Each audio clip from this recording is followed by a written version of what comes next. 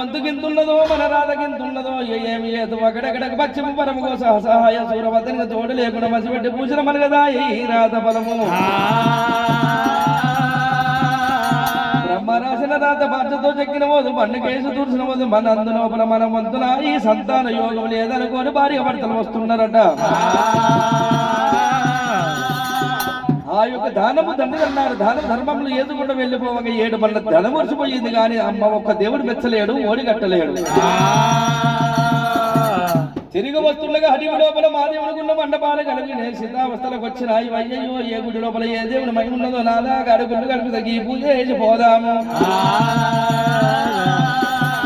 గుళ్ళ గారికి ఏరవచ్చును పక్షులు ఈ జీవరాశులు ఈ రోత శివలింగాన్ని మునిగిపోయినాయట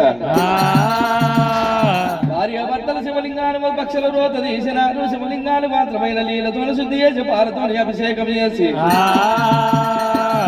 అడవి లోపల పండు పొలాలు తీసుకొచ్చినారు అటువంటి దానికి పూలు తీసుకొచ్చి శివునికి అడిదేలు మొత్తం 10,000 పప్పది పట్టి ఇది పుణ్య దంపతులైన కఠోరమైన తపది పట్టినారే